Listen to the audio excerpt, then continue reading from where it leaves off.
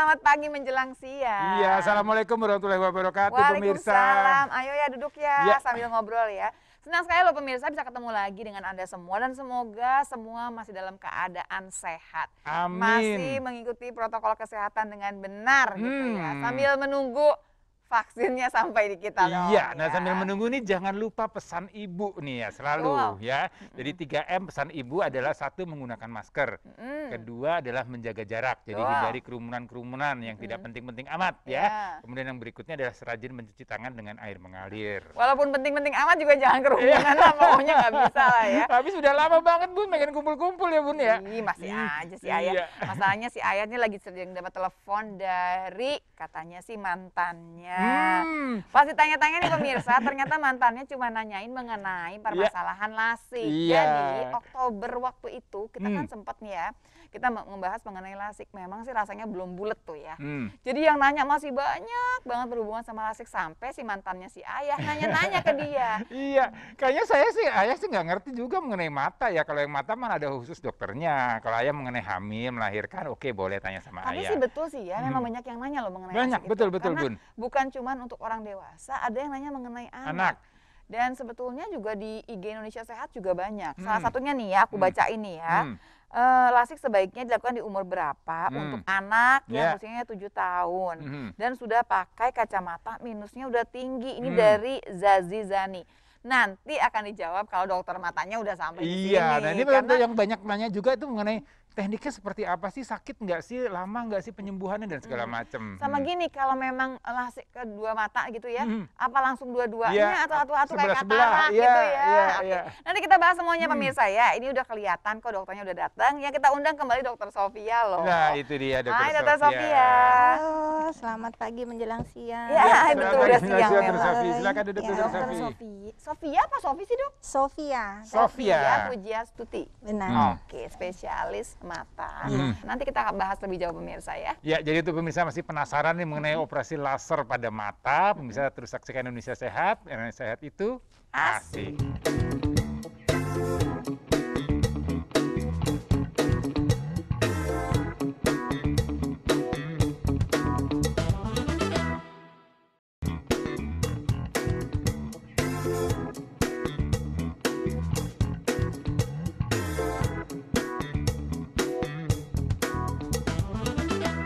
Ya pemirsa, terima kasih masih setia menyaksikan Indonesia Sehat karena sehat itu Asik. Setialah kalau sehat itu kan mengasyikan. Iya, Apalagi betul. bisa lagi sama dokter Sofia yang memang Oktober lalu sudah sempat bicara panjang lebar mengenai lasik.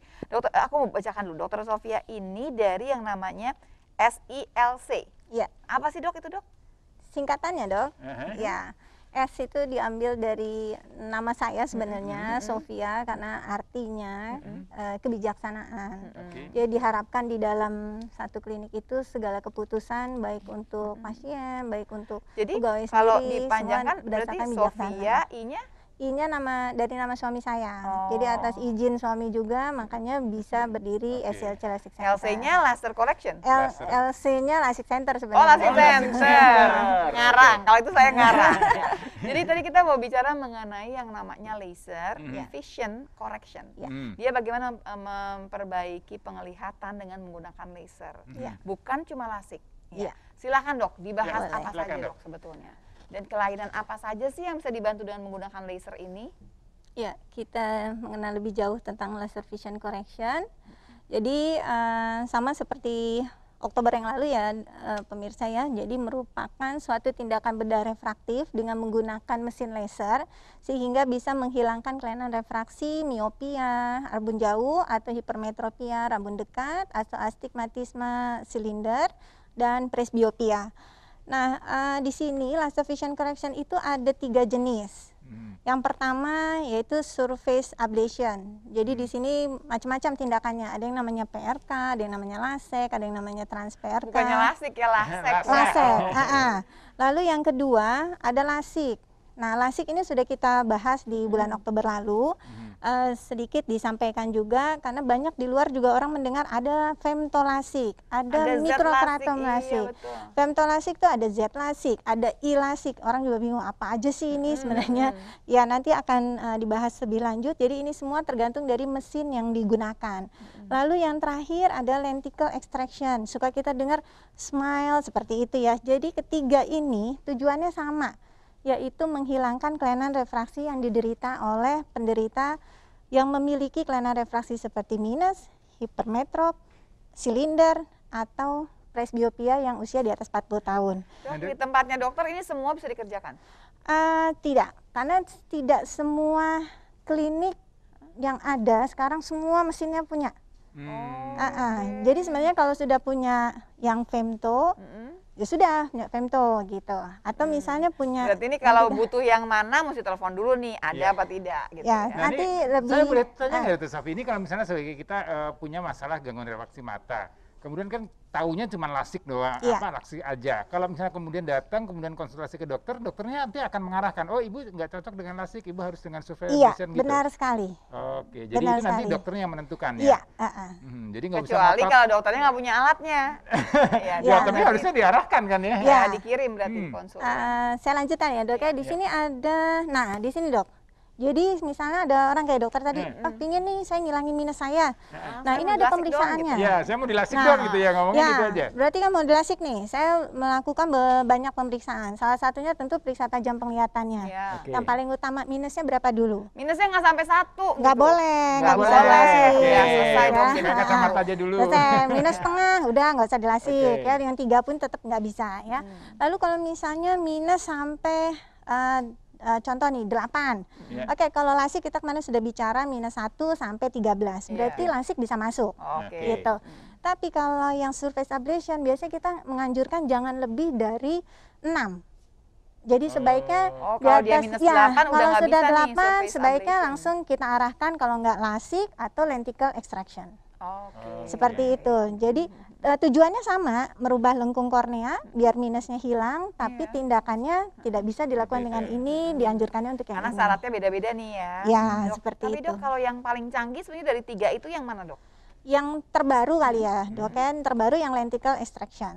Yang sekarang banyak. Nanti bedanya apa kita bahas ya, saya kita pengen tahu juga apa sih bedanya gitu ya. Ya, ini tadi udah ya dok ya, ini jadi ada beberapa pemetaan kornea.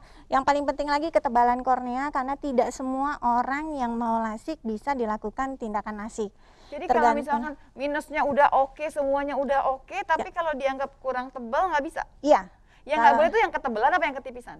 Yang nggak bisa adalah gini, kalau ketipisan kita masih selama minusnya tidak terlalu besar, dihitung masih bisa dilakukan tindakan lasik. Tapi misalnya tipis banget di bawah 460 ya sudah nggak bisa diapa-apain kacamata. Gitu. Kalau ketebalan 460 mikron. Kalau ketebalan nggak apa-apa. Misalnya 620 tebel kan, tebel banget gitu nggak apa-apa.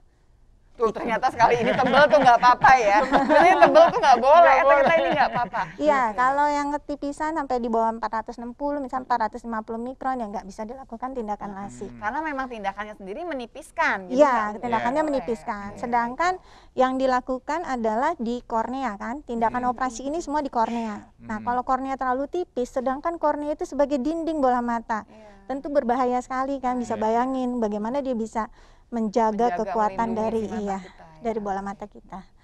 Nah tadi kalau mengenai ini, sorry saya potong sedikit, tadi kan usia 18 ke atas, ada usia maksimal nggak? Nah usia maksimal sebenarnya sih kita nggak sebut juga ya mau berapa, tapi umumnya usia yang sudah tua di atas 55 tuh mulai ada katarak kan dok?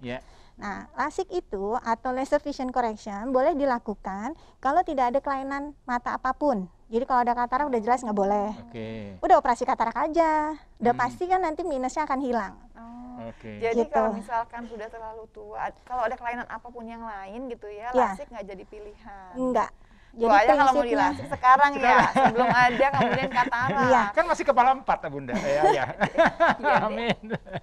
Kemudian apa lagi dok? Ya. Lumayan banyak yang diperiksa ya dok ya sebelumnya Ya, dok ya? banyak ya dok, tekanan bola mata diukur, ukuran pupil, lalu pemeriksaan retina, saraf mata, dan pemeriksaan air mata. Dok, pemeriksaan air mata itu kan kalau udah makin tua ya Kering. dok ya, biasanya kan Iya, kering. benar Terus sekali. yang Jadi perempuan juga sering banget tuh benar. permasalahannya dry eyes itu ya. Benar. Jadi memang kalau dry eyes sebaiknya sih kita nggak usah lakukan tindakan lasik ya, karena tadi resikonya juga habis tindakan lasik udah pasti dia akan kering. Bisa bayangin dong kalau dia ternyata dia dry eyes berat gitu, bisa bayangin, tentu akan sangat membahayakan. Jadi kita juga nggak semua, prinsipnya gini, tidak semua orang bisa dilasik.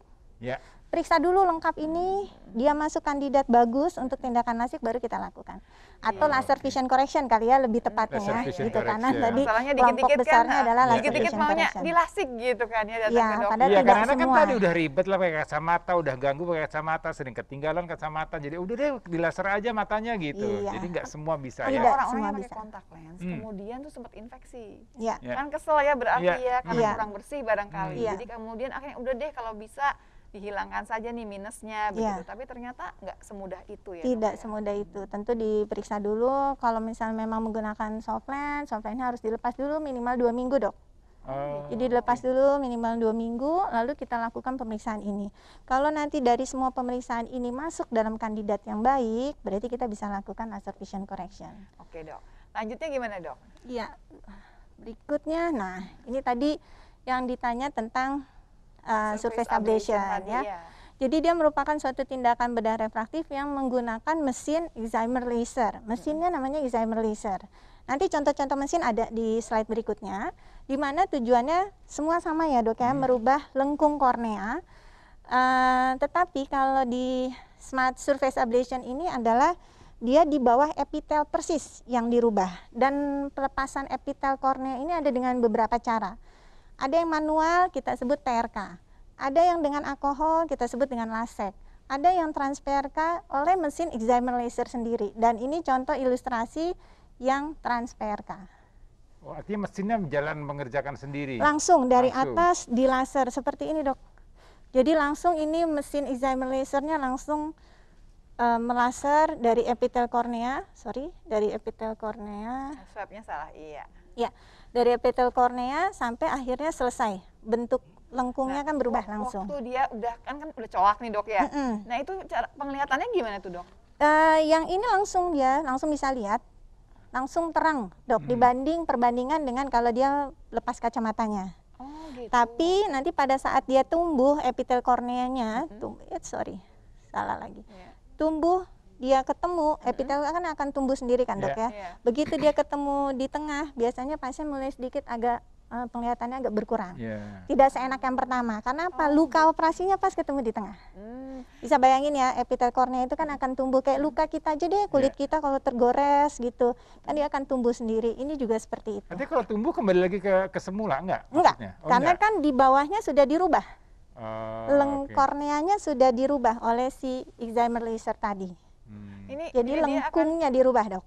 Jadi kayak dikikis ya atau dipahat gitu. Maaf ya dok, jadi dia akan kembalikan setelah 5-7 hari? 5-7 hari. Nah dalam sampai 5-7 hari itu kita apa pakai kacamata kah? Atau kita tutup mata kah? Atau gimana? Enggak, nanti ada kacamata pelindung, terus selalu menggunakan obat tetes, dan pasien selama habis dilakukan tindakan dia menggunakan soft lens. Supaya kan kita kan berkedip-kedip terus dok, supaya lukanya nutup. Bisa bayangin kalau luka terbuka, aku gesek-gesek gimana mau nutup luka kan? Sering kejadian ya dok ya, kalau misalkan ada luka di kornea atau di mata lah ya, kemudian ditutup matanya supaya nggak ngedip-ngedip gitu kan. Kayak bajak laut. Jadi ternyata kalau ini supaya nggak ngedipnya itu, jadi nggak ada pengaruh sama ngedip kita, adalah dipakaikan soft lens tadi. Oh seru ya.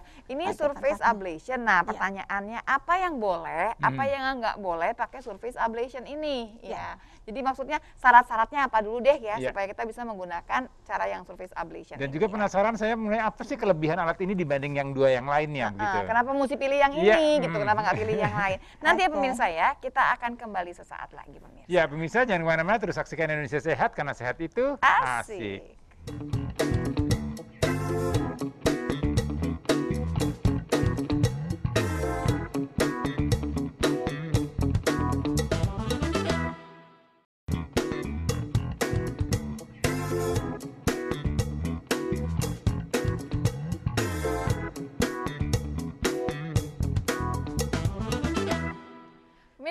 kasih Anda masih bersama kami di Indonesia Sehat, karena sehat itu asik. Kita masih bicara mengenai bagaimana laser digunakan untuk mengoreksi penglihatan, tajam penglihatan. Ada 3 cara nih pilihannya nih. Semua sih keren-keren. Tapi pertanyaannya saya ulang, kenapa kita mesti milih yang surface ablation ini? Syarat-syaratnya apa saja? Jadi kenapa kalau ada kelainan nih, kenapa pilih yang ini? Bukan yang lasik, bukan yang lain. Ya, oke. Biasanya untuk yang surface ablation ini, kalau misalnya korneanya tidak terlalu tebal, tadi ya misalnya di bawah 500 mikron, terus minusnya juga tidak terlalu besar, jadi sebaiknya jangan lebih dari 6 ukurannya, dan ini bisa jadi pilihan untuk dilakukan surface ablation. Dan dia keuntungannya lagi dia tidak ada flapnya juga, karena tadi kan langsung di laser ya dok, terus luka. Terus kita pasang soft lens supaya epitel korneanya numbuh. Otomatis dia natural, dia tumbuh sendiri. Tidak ada flap. Kita ulang dok. Kalau yang ada flap itu emang dijahit dok? Enggak, tapi kan tetap ada flap, artinya ada gitu. lapisan, ada lapisan tipis lagi yang memang menutupi luka operasi. Kalau ini kan dia nutupnya secara natural. Secara alami. Tapi syaratnya adalah nggak boleh tinggi-tinggi minusnya. Iya, minusnya nggak boleh tinggi-tinggi. Jadi dia kelebihannya adalah, walaupun tipis aja, tipis satu tuh masih bisa nih, tapi tetap nggak boleh tinggi-tinggi. Tetap nggak boleh tinggi-tinggi. Ayah minus berapa sih ya? Minusnya cuma 1/4. Tapi plusnya? Plusnya 2,5. Oh ya udah, kalau Oke. Nah, berikutnya kalau lasik. Nah, ini yang ini tadi, ini udah kita lakukan waktu itu di Oktober ya, tapi diulang sedikit. Kalau lasik, dia ada 2 prosedur tindakan dan menggunakan 2 mesin. Excimer lasernya tetap digunakan, sama dengan surface ablation, tetap menggunakan, tapi juga menggunakan femtosecond laser. Femtosecond laser adalah yang untuk membentuk flap. Jadi yang buat bukanya nih, yang motongnya. Iya, motongnya untuk membuka, membikin lapisan tipis serem atau banget itu mana-mana kita lagi. Ini selama dikerjakan tuh dok, orangnya tuh bisa lihat tuh? Bisa, dia memang harus lihat, harus ada lihat sinar. Tapi kan terus yang dipotong. Jadi dalam keadaan sadar dia lihat betul. Sadar. Anestesinya juga hanya tetes, jadi bukan suntik, bukan apa, hanya tetes, dan pasien sadar penuh, dan justru kita membutuhkan kooperatif dari pasien ya, kerjasamanya. Enggak sih, biasanya nggak ngobrol. Diajakin curhat, gosip. Paling dia mendengarkan lagu-lagu supaya dia lebih santai, biar rileks. Sakit nggak dok? Sebenarnya enggak. Karena kita kan berikan anestesi dok, kita berikan anestesi supaya penghilangan rasa sakit, tapi tidak baal. Ini yang perlu dipahami diulang ya. Ini seru nih, karena kadang-kadang udah teriak-teriak, kok masih kerasa gitu ya dok ya? Iya, kerasa iya, karena tidak baal, tapi tidak sakit. Jadi berasa ada air, berasa kalau matanya diusap-usap, itu berasa, tapi tidak sakit. Jadi harus dibedakan. Sama nggak sakit nggak apa-apa dok, tapi kan agak takut biasanya ya. Iya. Takut sih takut ya. Pasti takut. Tapi kan habis itu bisa lihat lagi terang. Iya. Oke. Jadi kalau yang ini ada 2 alatnya dan dia agak berbeda dari tadi yang pertama. Iya, yang pertama hanya menggunakan excimer laser saja dan tidak ada pembentukan flapnya. Jadi langsung dilaser dari epitel kornea. Itu kalau yang trans PRK, tapi kalau yang PRK tadi epitelnya digerus. Kalau kita ulang lagi ya dok, kalau yang PRK ini contoh yang trans PRK, tapi kalau PRK berarti epitelnya digerus manual.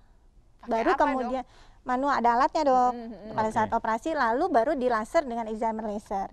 Kalau lasek kita menggunakan alkohol, benar. Setelah itu juga nanti epitelnya terkelupas, baru di excimer laser. Sedangkan trans PRK dia langsung. Nah kalau lasik dia 2, femtosecond laser dulu untuk pembentukan flap.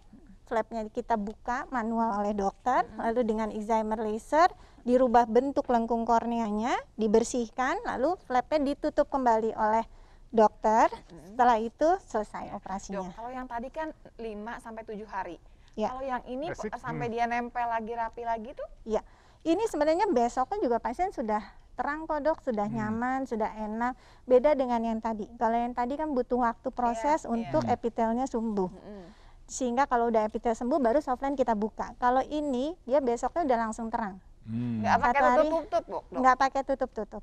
besok enakan yang ini dong dok kalau gitu dok. Ya memang ada semua ada plus minus ya dok. Nah ya. itu dia tadi mau tanya. Jadi ini kelebihannya itu ya tadi ya, Ya, LASIK ini ini. langsung cepat. Dan ini sama kalau soal sembuh total, rata-rata 1 bulan juga udah mau berenang, mau Udah apa enak. semua sama. Nggak masalah. Iya. Cuman memang tadi kalau cerita Di awal ya, penyembuhan di awal, kalau surface ablation agak lebih lama karena dia nunggu proses menutup epitel kornea. Kalau yang ini tidak ada proses cuman penumbuhan kan kalau yang lumayan tipis nggak bisa dilasik, terpaksa mesti milih yang tadi yang pertama. Iya. Nah ini ada Dimas yang bertanya nih, ini Dokter Sofi ini tanyakan ini mengenai lasik nih, apakah setelah operasi lasik nanti saya minus lagi matanya, bisa kembali lagi ke minus lagi nggak katanya? Iya. Nah ini syarat lasik diulang ya waktu Oktober kita udah pernah. Jadi adalah minimal usia di atas 18 tahun dan ukuran refraksinya harus stabil 6 bulan sampai 1 tahun. Oke. Nggak berubah-berubah. Iya, nggak berubah-berubah. Jadi diharapkan dengan ukuran refraksi yang stabil setelah dilakukan tindakan lasik, karena tindakan lasik ini permanen. Jadi begitu dilakukan tindakan lasik, diharapkan lasiknya kan tentu hilang ya harapannya ya, targetnya 0 hilang, Minusnya dia hilang. tidak akan kembali lagi. Karena apa? Tadi udah stabil, dia ukurannya udah seperti itu terus. Jadi kalau dalam 1 tahun ini diikuti masih naik turun atau nambah-nambah terus, pasti nggak dikerjakan dulu. Iya, gitu sebaiknya ya. jangan dulu. Dok tadi kan udah yang bicara mengenai sakit, udah ada yang nanya juga nih dok, ini sakit nggak sih? Karena kan ngelihat ya, ini Kebanyak yang mata colek-colek gitu. biasanya kan pengennya merem. Terus dok, kenapa harganya beda-beda dok katanya dok? Ya. Plastik ini. Nah ini tergantung mesin memang dok. Oke. Kalau harga itu nanti kita bisa lihat berikutnya dengan mesin ya dok ya. Nah ini contoh mesin nih dok. Nanti saya balik yang ketiga ya. Iya. Jadi contoh mesin dulu. Tadi contoh-contoh mesin femtosecond laser Canggih tentu ya berbeda-beda. Berbeda-beda. Dan yang kedua contoh mesin excimer laser juga berbeda-beda. Oke. Dan saya balik ke yang ketiga tadi ya. Kalau yang kedua dia yang lasik menggunakan 2 mesin, yang ketiga itu menggunakan 1 mesin juga tapi femtosecond laser. Oh, Oke. jadi yang pertama tadi kan excimer ya kan, yang Excimer. terakhir nih femto. Justru yang femto. Yang lasik tuh dua-duanya dipakai. Lasik dua-duanya. Oke. Bedanya Gitu. apa sih di sini dok? Ini kan dia tadi buat Harganya mana lebih mahal? iya. Apakah ya makin banyak alatnya makin lebih mahal? Sekarang biasa yang terbaru dok, yang lebih Oh, mahal. yang terbaru buat lebih yang mahal. ini. Oke. Iya. Dok, kalau yang ini kan tadi dipakai si femtosecondnya itu untuk Ya. untuk ngelupas ya dok tadi? Iya, untuk ngelupas. Jadi dia nanti dibikin dengan femtosecond laser ada 2 sayatan ya mungkin ya, dengan laser. Jadi nanti ada jaringan yang dikeluarkan. Ini dok jaringan yang dikeluarkan. Tingkat kesulitannya berbeda nggak dok dari 3 teknik tadi? Tingkat kesulitannya tentu yang 2 ya, lasik dan ini.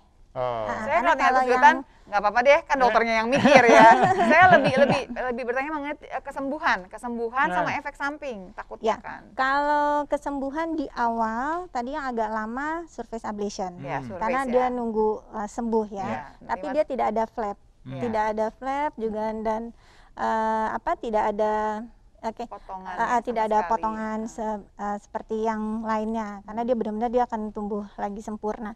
Lalu kalau Efek tadi samping? Nah, tahan dulu dok. Nah, kalau Efek efek samping samping gimana? Apakah yang pertama lebih sedikit efek sampingnya atau yang kedua atau yang ketiga sebetulnya? Walaupun yang tadi dikatakan lenticle extraction ini yang paling baru, tergantung alatnya juga pastinya ya. Benar. Tapi apakah efek sampingnya lebih minimal? Kalau lebih minimal itu yang harus dipilih dong pemirsa ya. Nanti kita bahas lebih jauh pemirsa ya. Ya, jadi itu pemirsa masih penasaran nih mengenai operasi laser pada mata, pemirsa terus saksikan Indonesia Sehat. Indonesia Sehat itu asik.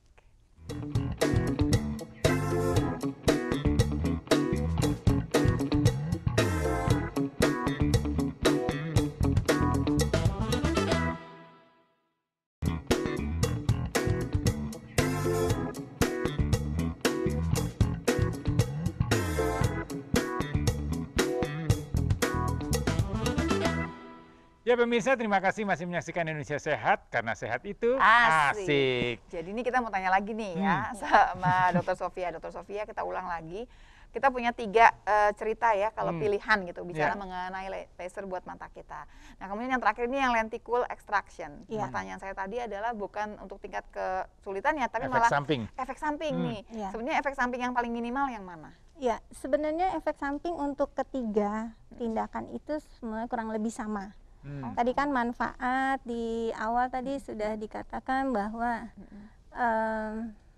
sebentar ya.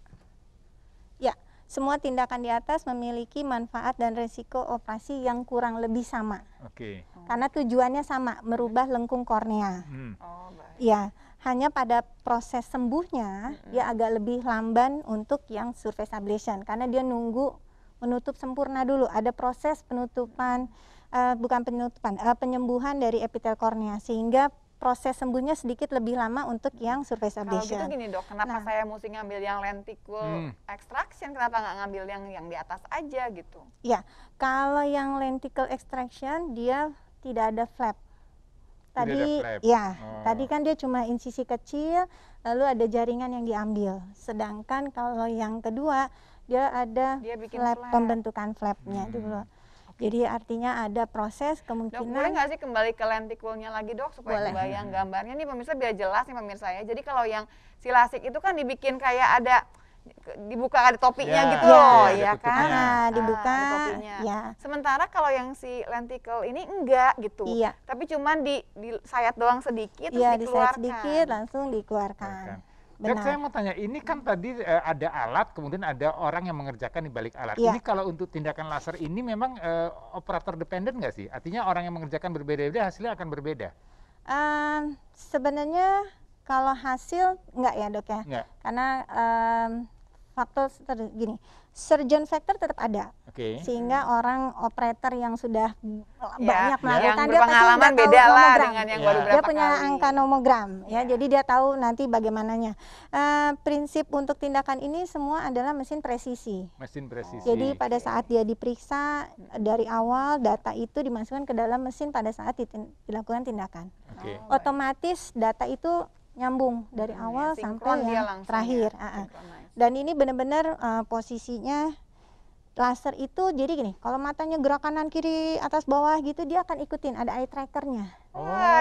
Jadi saya mau tanya, kalau misalnya matanya lirik kanan lirik kiri. Walaupun tetap kita sebagai operator pasti bilang jangan lihat bergerak ya, jangan kemana-mana gitu. Tapi walaupun dia bergerak misalnya tidak terlalu jauh, dia akan diikutin oleh eye tracker. Dan jadi emang mesinnya ini canggih banget berarti ya. Ini yang lagi tren sekarang nih yang si lenticle extraction ini ya dok ya? Yang saat ini ya. Jadi kalau gitu saya ngambil lenticle extraction kalau gimana? Saya ngambil lenticle extraction cuma dia memang minusnya nggak bisa terlalu besar dok. Kalau LASIK kan saya bisa sampai 13. Kalau lenticle extraction tetap dianjurkan jangan lebih dari 10. Tadi yang itu 6, yang ini 10. Jadi jelas ya pemirsa ya. Walaupun yang paling canggih yang ini. Terbaru soalnya dok. Oke dok. Katanya dokter punya bawa video yang katanya ngasih lihat juga nih gimana. Ini penasaran nih kayaknya. Ini kan alat ya tadi. Alat ya. Ini biar pemirsa juga ngerti. Oh nggak usah ketakutan juga kok. Ini yang surface ablation ya. Ini survei jadi langsung tapi saya ambil contoh transfer yang pakai excimer dok. Jadi saya yang transfer jadi langsung di laser dari awal. Ini warna-warna hijau, orange ini apa nih? Oh ini dari mesinnya, warna-warna itu ya dari mesinnya.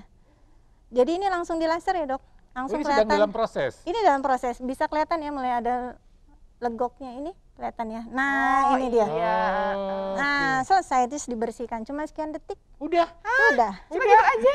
Sudah. Kayaknya kita belum selesai tarik nafas sudah selesai. Selesai. Yang ini tidak terlalu menakutkan dan sangat sebentar. Nggak sempat kiri kanan, kayaknya matanya ya udah aja langsung gitu. Langsung. Ini kan tadi kan kita ulang ya. Lasernya berlanjut. Oh ini sedang berjalan. Iya, laser berlanjut. Ini kan ada yang warna terang-terang ya, dok. Iya. Sebenarnya memang mulai kelihatan tuh di atas tuh ya. Bulatannya. Tadi waktu dibersihkan jelas sekali memang. Oke. Ini real time nih dok ya? Nggak dipercepat? Enggak. Nah langsung tuh kelihatan. Udah. Terus dikasih kontak lens berarti ya? Mau Bun? Enggak, takut. Tapi itu buat minus, nggak bisa juga. Kan harusnya minusnya di atas 1 ya dok. Ini sama ya dok ya? Kalau sama ini, dok? di atas 1. Ya. Nah ini Dr. Sofi, ada yang bertanya dari Nani ditanyakan. Adakah larangan bagi orang dengan penyakit tertentu untuk dilakukan tindakan lasik atau laser ini? Tentu, pokoknya intinya orang yang mau dilakukan tindakan harus dalam kondisi mata sehat atau kesehatan secara umum. Oke, kalau ada diabetes, darah tinggi, kolesterol. Sebaiknya tidak boleh tinggi ya. Kalau sudah ada komplikasi diabetes karena retinopati juga tidak dilakukan. Jangan dilakukan. Ada katarak, jangan dilakukan. Seperti itu. Berarti gini, katarak itu nggak boleh ya dok ya. Kalau ada kelainan apapun di mata udah nggak bisa. Tapi di sisi lain bahwa kalau ada kayak misalkan hipertensi atau diabetes, kalau terkontrol nggak apa-apa kan dok? Kalau terkontrol nggak apa-apa, tapi tidak ada komplikasi ya. Baik, nggak ada komplikasi. Jadi memang diperiksa dulu macam-macam Kondisi matanya pemeriksaannya. harus sehat dulu. Dok, tadi saya sempat lihat setelah ini ada lasik ya dok ya. Ada videonya juga dok? Ada dok, ada. Kita lihat nih ya. Ya, ini yang menggunakan femtosecond laser untuk pembentukan flap kornea. Tuh, dia udah ada flapnya. Itu lasernya, selesai? Enggak, itu baru dibikin flapnya. Tadi, iya. Nah, ini baru di laser. Bener dok, tadi untuk lasernya yang untuk flapnya. Ini yang dibuka manual. Tadi udah. Flapnya tadi yang pertama Iya. kan? Ini yang baru. Ini kita buka manual kan dokter yang buka ya. Ya. Kan tadi kan dibuka manual. Berarti kan tadi disayat ya dok ya. Ini baru dibuka flapnya. Ini baru dibuka flapnya. Tadi sama laser. Ini matanya sambil lihat ya. Iya. Terus langsung di laser yang kedua, excimer laser. Ditipiskan tadi itu ya. Dan ini juga beberapa detik aja ya dok ya? Iya, sama berapa detik. Sebentar. Udah selesai dibersihkan, terus Flapnya nanti ditutup. flapnya ditutup kembali. Flapnya ditutup, tapi nggak dijahit kan? Enggak. Dibiarkan saja. Jadi kalau yang tadi itu di kaki kontak lens. Itu ditutup tuh. Udah pun. Udah selesai. Selesai. Langsung kinclong. Tapi tadi pas lagi disayat itu dong stres banget ngelihatnya ya. Kita sih ngelihatnya, mungkin orang yang di mata sih nggak berasa apa-apa ya dok? Enggak. Cuma merasa kayak ada. Ya, ini dulang ya. Nah, kan? Nah, setelah ini nih di laser. Nah, ini lasernya jalan. Nah, ini pas lagi motong berarti. Iya. Presisi banget ya. Setelah dibuka langsung udah terbentuk kepotong flapnya, dia. terpotong. Terus Seru ya. dikupasin gitu ya, dibuka. Iya. Jadi berarti kalau lasik ini dok ya, pertanyaan saya di awal nih ada pertanyaan dari ini ya dok ya. Dari IG. Ini langsung dua-duaan bisa atau satu-satu aja dok? Dua mata dok langsung. Jadi habis mata mata kanan langsung mata kiri. Kan kalau katarak suka disuruh tunggu Nggak ya pakai dok? di jarak kalau gitu ya? katarak memang satu-satu. Satu dulu mata kanan, misalnya kataraknya dua mata nih, kanan dioperasi dulu, baru nanti 2 minggu sampai 1 bulan kemudian mata sebelahnya. Tapi kalau lasik langsung. Dok, ada pertanyaan lagi dari Salwa 19. Apakah vitamin atau suplemen mampu menurunkan minus mata? Sampai saat ini belum ada ya, belum ada vitamin atau suplemen yang bisa menghilangkan kelainan refraksi. Nah, kalau ada yang jual tuh kacamata yang ada garis-garisnya segala macam, Kotak-kotak itu loh, kotak-kotaknya Dok. itu katanya itu efektif nggak sebenarnya?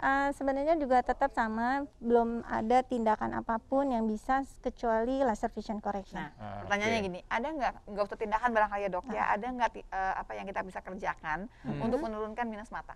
Hal yang suruh gini, lihat dekat, lihat jauh. Nah mata katanya, lihat dekat, lihat jauh. Apakah itu bisa? Ya, dilatih kalau gitu. menurunkan tidak bisa, tapi kalau untuk menjaga mata untuk supaya tetap sehat sampai nanti di usia kita tua nanti, ya tentu ada. Tadi ya dok, jadi misalnya sinar mata ini jangan ada sampai gunanya. jangan sampai kalau misalnya kita keluar terpapar sinar matahari ya sebaiknya kita menggunakan kacamata pelindung sinar ultraviolet gitu, mencegah. Jangan baca di tempat gelap, jangan baca terlalu seperti dekat itu, gitu ya. benar. Dan lagi tadi kalau misalnya vitamin atau suplemen antioksidan, terutama yang mengandung lutein, yang lalu kan juga udah pernah diceritakan ya Oktober. Nah, lutein itu paling bagus emang untuk mata, itu bagus dok untuk diminum, tapi bukan untuk mengurangkan minus. Bukan mengurangi, menjaga tapi supaya menjaga nggak supaya tambah. iya. Kalau Mata kita tetap mengurangi sehat. menjaga supaya nggak mata duitan gimana ya? Enak aja ya, itu Jangan harus dilihat uangnya. lagi. Tapi dok, kalau ngomongin udah makanan, ini kayaknya ada teman saya satu lagi nih yang biasanya pas banget kalau ngomongin makanan berhubungan sama kesehatan. Sekarang untuk kesehatan mata ya pemirsa ya, kita sambut Dr. Paidan Elteruan. Hai Dr. Pai. Mau di sini? Mau di sini katanya. Oke, silakan Dr. Paidan. Oke Dr. Pai. Dr. Pai biasanya salam-salam dulu sama pemirsa. Salam dong. Oh ya saudara, saya di sini untuk Anda ingin sharing kesehatan bersama teman saya Dr. Lula dan teman saya Dr. Boy dan Dr. Sofia. Dr. Sofia.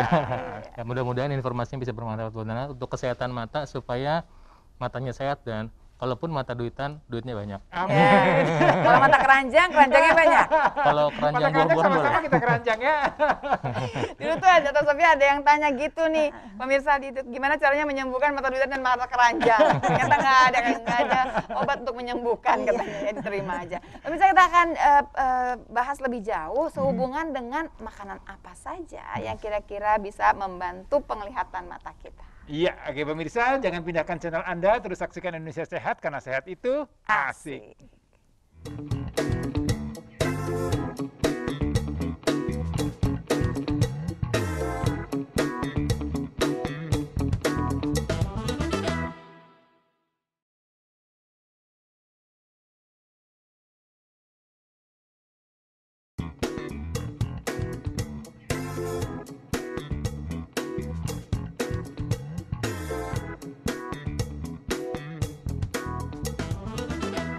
Pemirsa, kembali lagi di Indonesia Sehat, karena sehat itu asik. Asik. Akan lebih asik lagi waktu kita bicara mengenai makanan untuk menjaga penglihatan kita ya.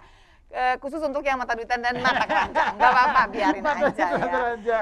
Dokter Pai masih mau saya ajak ke dapur. Dokter Sofia ikut yuk. Aduh, mohon maaf, saya sudah ada callingan untuk klasik, jadi saya mau Oh, callingan untuk klasik loh. Kalau klasik ya, jangan pemirsa yang mau klasik. Silakan ya dok, terima kasih ya dok.